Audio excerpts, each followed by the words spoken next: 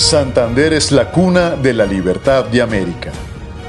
Bucaramanga, su capital, fue considerada la metrópoli de Colombia.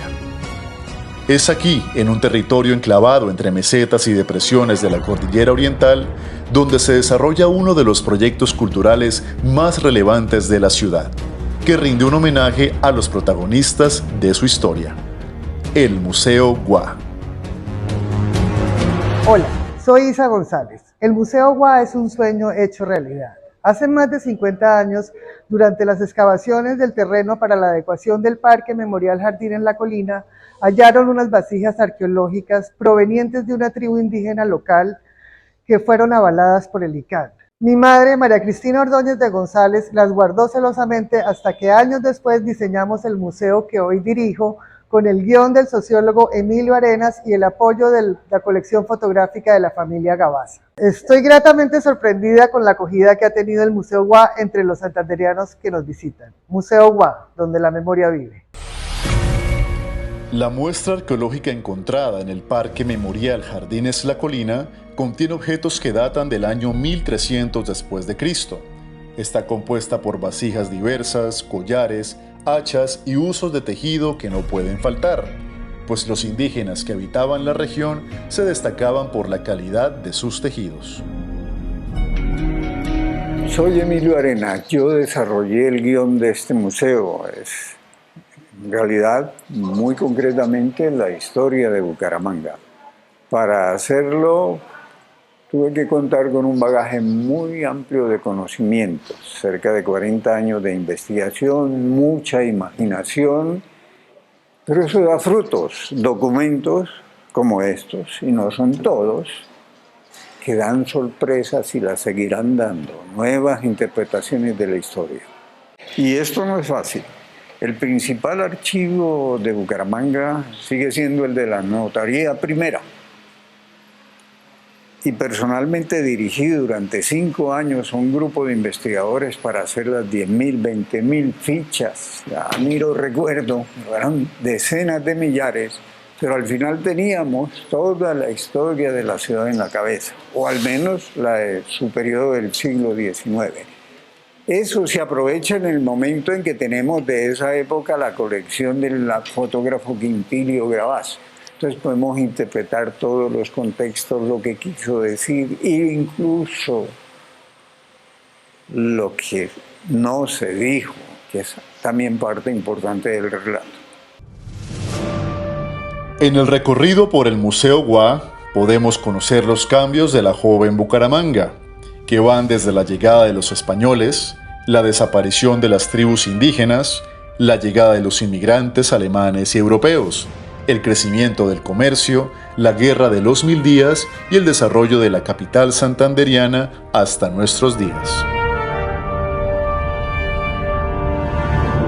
Comienzo diciéndole que a este personaje, George von Lengerke, se le sacó de contexto. Ese fue el error, una novela, una producción de televisión, y el imaginario hizo el resto. Pues bien, el señor tuvo su centro de operaciones en Bucaramanga.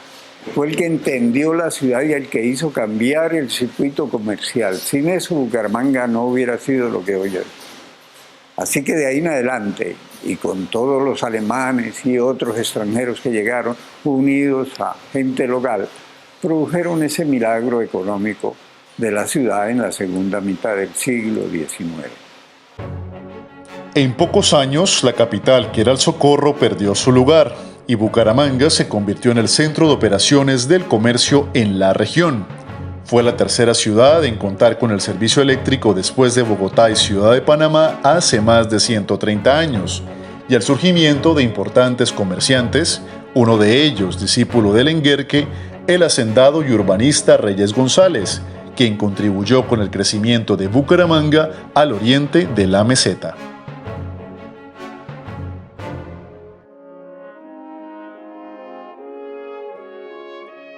La Guerra de los 1000 días duró 3 años entre 1899 a 1902 y se convirtió en la confrontación más sangrienta del país. Cerca de 100.000 personas murieron y varias de las batallas tuvieron lugar en Bucaramanga.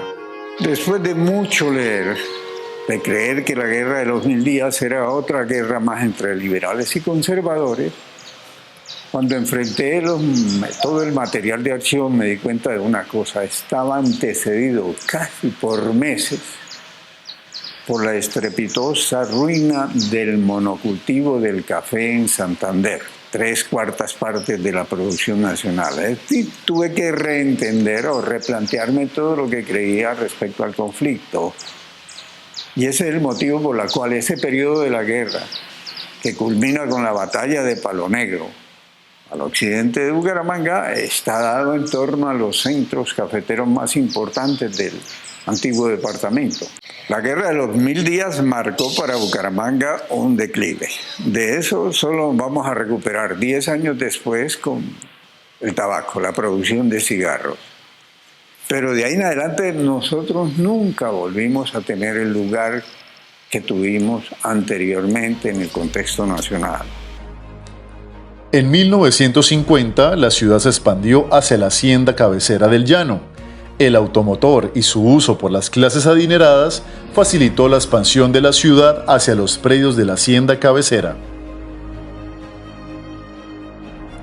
Los herederos de David Puyana le vendieron los terrenos a Gabriel González Orzano, fundador del Parque Memorial Jardines La Colina a principios de los 70, que contó con el apoyo de la Diócesis de Bucaramanga, Ultrasan, la UTC y la firma Escandón Mambi y compañía.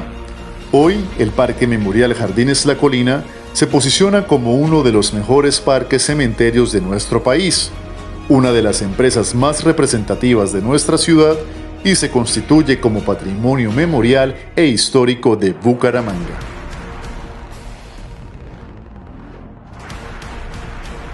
El museo trasciende más allá de la casona colonial. Jardines La Colina ha querido que nuestros conceptos históricos sean compartidos con la mayor cantidad de personas.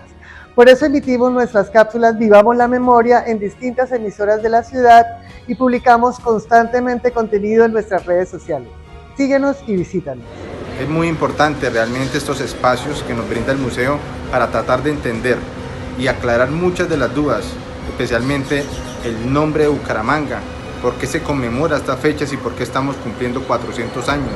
Y realmente es retroceder el tiempo para darle ese valor significativo a nuestros orígenes. Para nosotros los jóvenes es muy importante conocer la historia de nuestros orígenes y el museo es una ventana a ese conocimiento. Hay cosas que uno jamás hubiera conocido si no es porque hemos venido a hacer este recorrido. He visto estas fotos llenas de historia por primera vez y he quedado maravillada.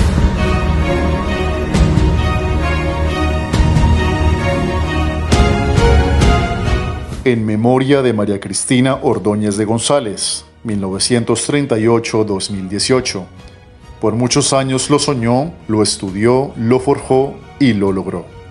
Museo Guá, donde la memoria vive.